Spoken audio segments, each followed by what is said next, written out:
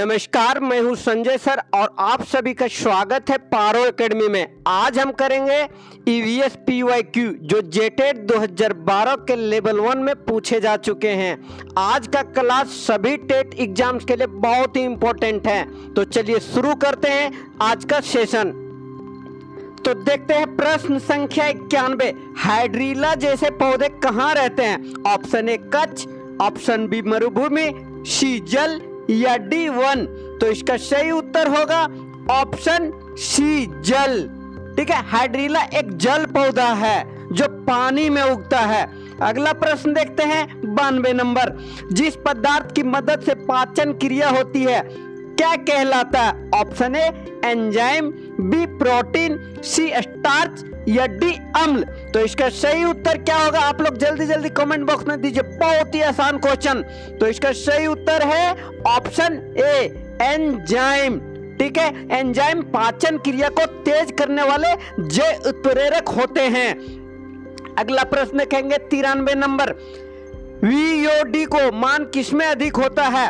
Option A स्वच्छ जल, B प्रदूषित जल, सी मल जल या डी ये सभी। तो इसका सही उत्तर होगा ऑप्शन सी मल जल। बीओडी जो होता है इसका फुल फॉर्म होता है बायोलॉजिकल ऑक्सीजन डिमांड, सबसे ज्यादा गंदे पानी में स्वेग में होता है।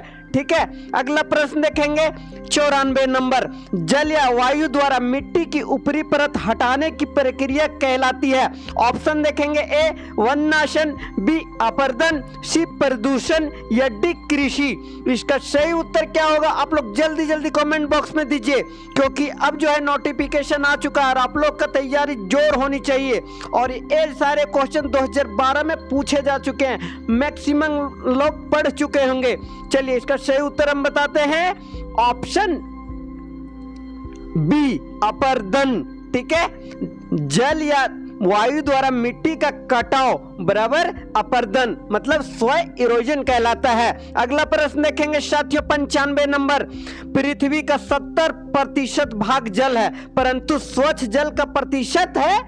ऑप्शन देखते हैं 3%, बी 4%, सी 5% या ऑप्शन डी 6%। तो इसका सही उत्तर होगा ऑप्शन ए 3%। पृथ्वी के कुल जल में केवल 3% मीठा जल है। अगला प्रश्न देखेंगे 96 नंबर, सजीव किसका प्रयोग निरंतर ऊर्जा के स्रोत के रूप में करते हैं? ऑप्शन ए सूर्य का प्रकाश, बी चांदनी, सी जल या डी वायु। तो इसका सही उत्तर होगा ऑप्शन ए सूर्य का प्रकाश। सभी जीवों के लिए ऊर्जा का मूल स्रोत सूर्य ही है। अगला प्रश्न चलते हैं 97 नंबर, आमनीवोरस का क्या अर्थ है? ऑप्शन ए वे जो पौधे और मांस खाते हैं, बी वे जो केवल पौधे खाते हैं, सी वे जो केवल मांस खाते हैं या डी वे जो न पौधे खाते हैं न मांस खाते हैं। तो इसका सही उत्तर होगा ऑप्शन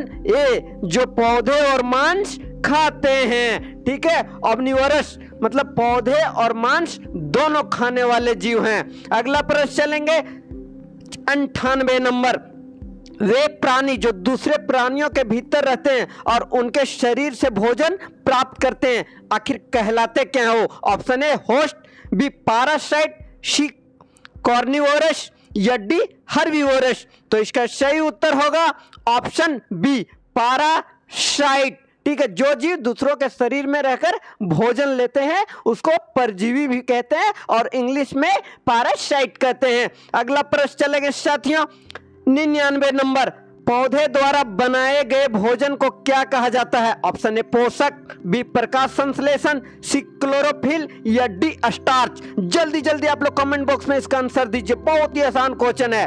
ठीक है, जेटेट की तैयारी अगर यदि आप लोग कर रहे होंगे तो एक क्वेश्चन का आंसर जरूर देंगे, और नहीं जानते होंगे तो इसका ऑप्शन हम बताने वाले हैं सही क्या होने वाला है। तो इसका सही उत्तर है ऑप्शन डी स्टार्च, है ना। पौधे अपने भोजन को स्टार्च के रूप में संग्रहित करते हैं। ठीक है, ध्यान से याद रखिएगा आप लोग। अगला प्रश्न देखेंगे 100 नंबर। ठीक है, 100 नंबर में पूछा जा रहा है भूमि और जल दोनों में रहने वाले प्राणी कहलाते हैं? ऑप्शन ए उभयचर, बी स्थलचर, सी स्तनपायी या डी सरीसृप। तो इसका सही उत्तर होगा साथियों, क्या होगा जल्दी बताइए आप लोग। इसका सही उत्तर होगा ऑप्शन ए, उभयचर। ठीक है, एम्फिबियंस जल और स्थल दोनों में रहते हैं। जैसे मेढक, मेढक को आप लोग देखे होंगे जो थल में भी रहता है और जल में भी रहता है। अगला प्रश्न चलेंगे 101 नंबर। वे शाक सब्जियां जो रुक्षांश देती है शरीर को किससे छुटकारा प्रदान करने में मदद करती है। ऑप्शन ए, नहीं पचे हुए भोजन, बी, पचे हुए भोजन, सी, शर्करा स्तर, या डी, रक्तचाप। तो इसका सही उत्तर होगा साथियों ऑप्शन ए, नहीं पचे हुए भोजन।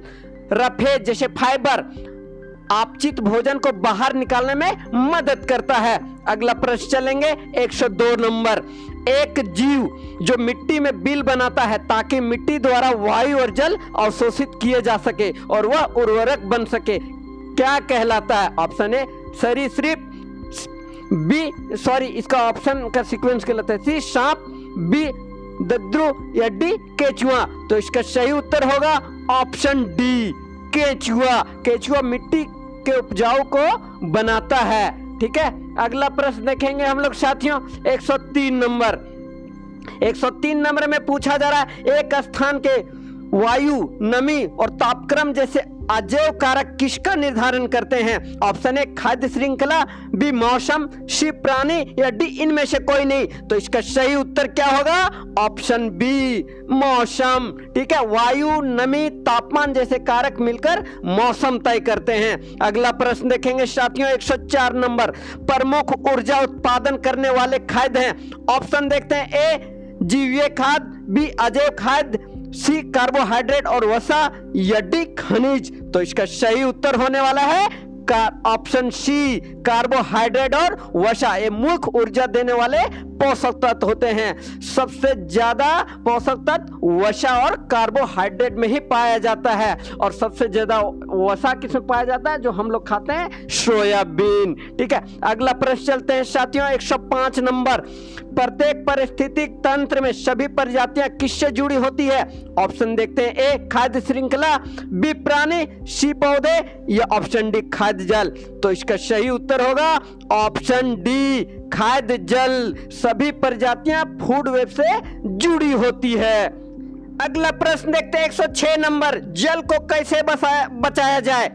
इस संबंध में शिक्षा के लिए निम्नलिखित में से किसका एक शिक्षण साधन के रूप में प्रयोग किया जा सकता है। Option A, compass, B, first aid box, C, कार्यकलाप शीट, या डी, पालतू पशु। तो इसका सही उत्तर होगा ऑप्शन सी, कार्यकलाप शीट। ठीक है, एक्टिविटी शीट से बच्चों को प्रैक्टिकल सीख मिलती है। अगला प्रश्न चलते हैं 107 नंबर। निरंतर और व्यापक मूल्यांकन के अंतर्गत शैक्षिक और सशैक्षिक संगठन शामिल है। निम्नलिखित में से कौन एक सशैक्षिक संगठन है जिसे विद्यालय द्वारा मूल्यांकन करने की आवश्यकता है। ऑप्शन देखते हैं ए, कला शिक्षा, बी, गणित और विज्ञान दक्षता, सी, शारीरिक शिक्षा, या डी, सामाजिक दक्षता। तो इसका सही उत्तर होगा ऑप्शन डी, सामाजिक दक्षता। सशैक्षिक में सोशल स्किल्स का मूल्यांकन होता है। अगला प्रश्न चलते हैं 108 नंबर। पर्यावरण शिक्षा का मुख्य लक्ष्य होना चाहिए उन्हें देश के लिए समर्थ बनाना। ऑप्शन देखते हैं ए, पर्यावरण से संबंधित समस्याओं और चिंताओं का विश्लेषण, मूल्यांकन और निष्कर्ष निकालना। ऑप्शन बी, पर्यावरण मामलों का विश्लेषण, मूल्यांकन करना और अनदेखी करना। ऑप्शन सी, एक व्यक्ति के रूप में पर्यावरण का विश्लेषण, मूल्यांकन और मानित करने में सहयोग करना। या ऑप्शन डी, यथासंभव इसका विश्लेषण, मूल्यांकन और नष्ट करना। तो इसका सही उत्तर होगा ऑप्शन ए, पर्यावरण से संबंधित समस्याओं और चिंताओं का विश्लेषण, मूल्यांकन और निष्कर्ष निकालना। पर्यावरण शिक्षा का उद्देश्य ही होता है समस्याओं का विश्लेषण और समाधान करना। अगला प्रश्न देखते हैं 109 नंबर।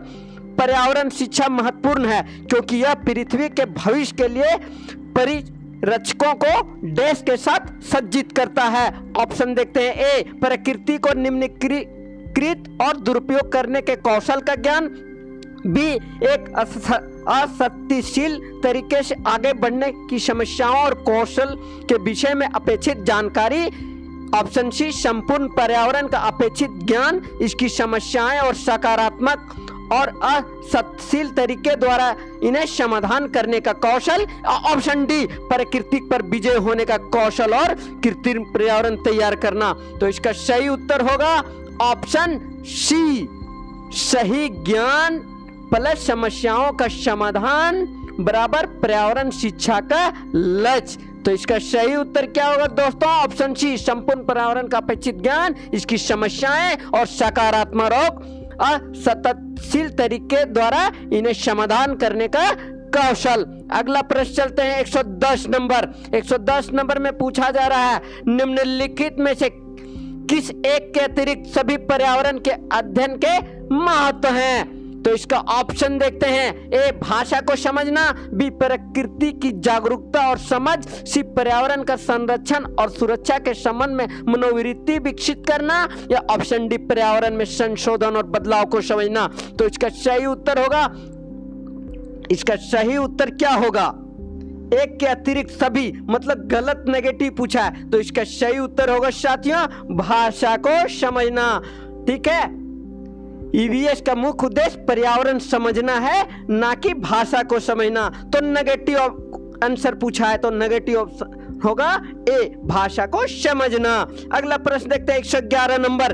पर्यावरण अध्ययन की प्राकृतिक जो विभिन्न कारकों पर अन्योन्याश्रित होती है। ऑप्शन ए, केवल गणित, बी, प्रकृति की जागरूकता, सी, प्राकृतिक संरक्षण, या ऑप्शन डी, मनुष्य और प्रकृति का संबंध। तो इसका सही उत्तर होगा ऑप्शन डी, मनुष्य और प्रकृति का संबंध। ईवीएस जो होता है इंटरडिपेंडेंट नेचर का होता है, मानव प्लस प्राकृतिक पर आधारित है। अगला प्रश्न चलते हैं 112 नंबर। निम्नलिखित में से कौन पोषक तत्वों का एक भाग नहीं है? इसमें फिर नेगेटिव क्वेश्चन पूछा है, नहीं है। ठीक है, तो देखते हैं इसका ऑप्शन। ए, खनिज, बी, प्रोटीन, सी, विटामिन, या डी, कास्टिक सोडा। तो इसका सही उत्तर होगा ऑप्शन डी, कास्टिक सोडा। ठीक है, कास्टिक सोडा यह रसायन है, पोषक तत्व नहीं है। अगला प्रश्न चलते हैं साथियों 113 नंबर। निम्नलिखित में से एक चीज जो रुक्षांश रफेज नहीं प्रदान करता है वो है ऑप्शन ए, पोषक तत्व, बी, नहीं पचे हुए भोजन से छुटकारा, सी, साग सब्जियों का स्रोत, या डी, भोजन का अनिवार्य घटक। तो इसका सही उत्तर जल्दी जल्दी आप लोग कमेंट बॉक्स में दीजिए। इसका सही उत्तर होगा ऑप्शन ए, पोषक तत्व। रफेज पोषक तत्व नहीं देता, केवल पाचन में मदद करता है। इन्होंने नेगेटिव क्वेश्चन पूछा था, तो इसका सही उत्तर होगा ऑप्शन ए, पोषक तत्व। अगला प्रश्न देखते हैं 114 नंबर। गांव के एक परिवार में जल भंडारण के लिए किसका व्यवहार किया जा सकता है? ऑप्शन ए, बांध, बी, बाल्टी, सी, पीट, या डी, पंप। तो इसका सही उत्तर होगा ऑप्शन बी, बाल्टी। ठीक है, घर में जल भंडारण के लिए बाल्टी का उपयोग होता है। अगला प्रश्न चलेंगे 115 नंबर।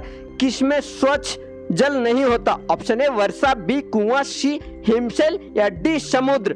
तो इसका सही उत्तर होगा ऑप्शन डी, समुद्र। समुद्र का पानी खारा होता है और यह पीने योग्य नहीं होता। अगला प्रश्न चलेंगे साथियों 116 नंबर। एक गांव में पेयजल का संभव स्रोत क्या हो सकता है? ऑप्शन ए, समुद्र, बी, कुआं, सी, बांध, या डी, समुद्र ताल। तो इसका सही उत्तर होगा ऑप्शन बी, कुआं। इसका सीक्वेंस थोड़ा उल्टा पुल्टा है ऑप्शन का। ठीक है, ऑप्शन बी सही होगा, कुआं। गांव में पेयजल का सामान्य स्रोत कुआं होता है। अगला प्रश्न चलेंगे साथियों 117 नंबर।